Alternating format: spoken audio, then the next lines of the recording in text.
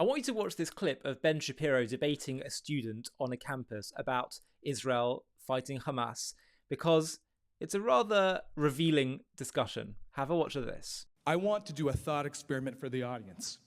You push a button right now, Hamas is gone from the earth. Call it whatever you want, it's gone. What do Israeli-Palestinian relations look like?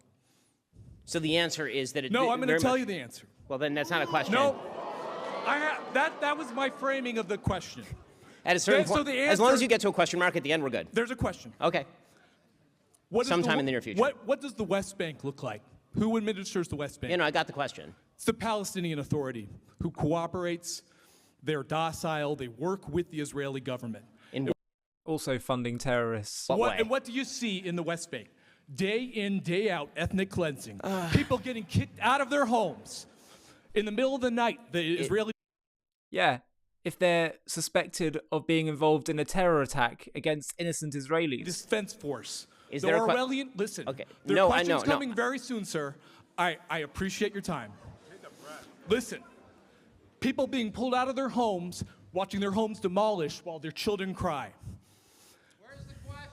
The question is, do Palestinians have the right to defend themselves? So, can I ask a quick counter question? If by Palestinians defending themselves, is Hamas a terrorist group? Sure. Should Hamas surrender tomorrow? It's not for me to say. Okay, so... Should Israel stop dropping one-ton hold on a second. No. You got to talk for several minutes and spew complete bullshit. So now it's my turn. So, because that's how this works. This is a dialogue. This is a dialogue. No, so let me explain, okay? Here is my perspective.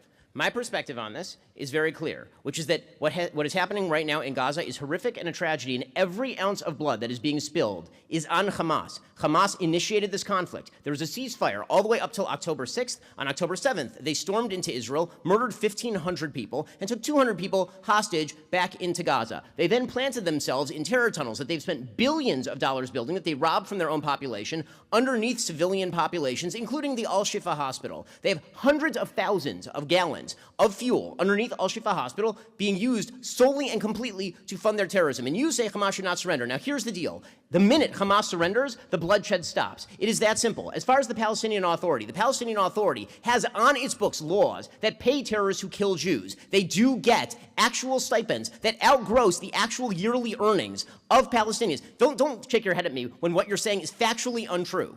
So, what is going to happen next after Hamas is gone? The answer very much depends on whether the Palestinians ever decide to put in place a government that is willing to not attempt to genocidally exterminate the Jews. Israel pulled out of the Gaza Strip in 2005 completely. There were no Jews in the Gaza Strip in 2006. The United Nations Security Council still considers them an effective occupier when they control the ports, the air spaces, all the territorial Okay, so number one, you have to control... They're incorrect on that fact. On what fact? You're presenting as a fact. On it's what not fact? A fact? They did pull out. They pulled out physically, but they but not mentally or emotionally. No. Okay. I just explained how they did pull out. As far as the ports, as far as the airspace, of course they have to prevent the shipment in of weaponry. Why? Because every single dollar that went into the Gaza Strip was used to build the greatest terror base on planet Earth, and we're watching the consequences of that right this very instant. Israel has complete air superiority over the Gaza Strip. If Israel truly wanted to commit human rights violation, they could literally turn the place into glass tomorrow. They are not doing that. Listen to me. The West Bank, explain the settlements. Is that Hamas's fault? First, okay, so first you need to, so first, can we finish with are we done with Gaza? We're done with Gaza. So now we're moving to the West Bank. I'm not going to separate them fully, no. Of course you're not going to separate them fully because you won't even say that Hamas should surrender. I'm not in charge of Hamas. That's such a ridiculous answer. I'm not. You're not in charge of Israel either, but you're dictating policy. That's right. You never answered my question. I'm happy to answer your question. Do Palestinians have the right to defend themselves? If by defend themselves you mean murder innocent civilians, then no, they do not. Well, clearly you do, because you don't want Hamas to surrender. No, that's what they are doing. They are murdering innocent Israeli civilians. They're murdering innocent Palestinian civilians. They are murdering anyone they can find. They're literally shooting people on the roads from North Gaza to South Gaza right now to tell them to go back and act as human shields for their rockets. That is what Hamas is doing right now, and you won't call on them to surrender. I'm done with this guy. We're done. We're done. You're not done. We're done. Yes, I am. No, you're not. Goodbye. You know what I've been thinking as I'm watching this discussion? what we're seeing here is that when Israel does just basic counter measures, basic preventative measures to protect herself, to protect her own population, that's considered oppressive, it's considered tyrannical, it's considered immoral. So when Israel will go into Palestinians' homes, or Arabs, should I say, into their homes, and seeks out terrorists or tries to foil terror plots that were attempted to be carried out among Israelis, among Jews, that's considered tyrannical. So terrible. The Palestinian Authority are fine. It's all lies that they fund terrorists, and they do. They pay the salaries to those that Israel will jail once they've committed their terror attacks. And then he says it's unacceptable that Israel has a blockade on Gaza, which only came into play after they gave away Gaza and Hamas started sending in rockets every day into Israel, firing them at the Israeli population. So we can't blockade, and that's tyrannical if Israel blockades. So you're saying that, and by the way, all the blockade does is just monitors, censors what's going into Gaza to ensure there's no weaponry that goes in there. But no, that's tyrannical. It's oppressive. So you're saying that we can't do what we need to do simply to live. Even with the settlements, we should just accept that the Palestinian Authority run areas and any kind of future Palestinian state, God forbid, by the way, but it will be Jew-free, without Jews living there.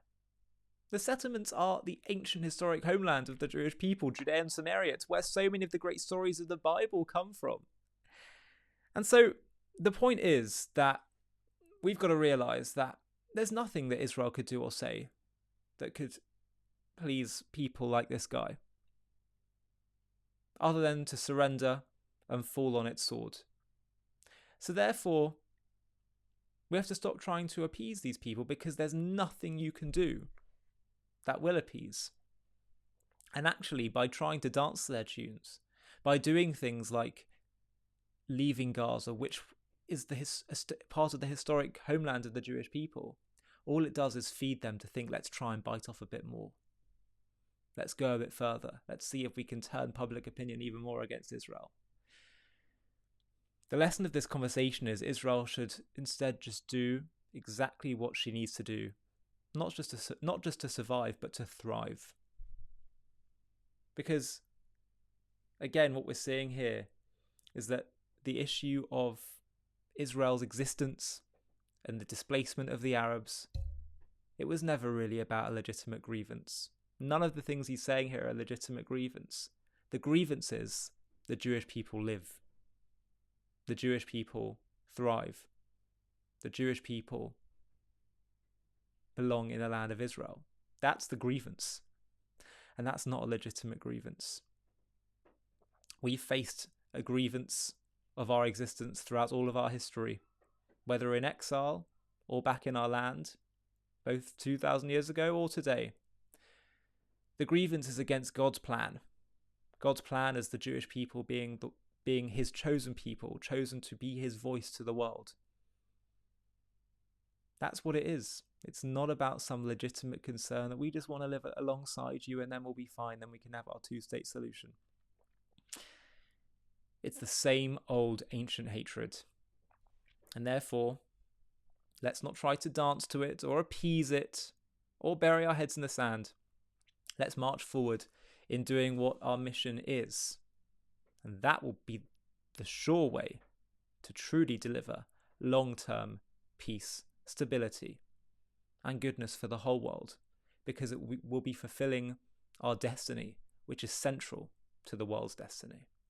Hi, thank you so much for watching. To watch another one, click here. To stay up to date with all our content, click here to subscribe. And if you're able to, you can help support JTV to grow and grow by clicking join below this video, where you can become a member and get perks including early access to videos and private live discussions with me. But most of all, you'll be partnering with us on our mission to change the world.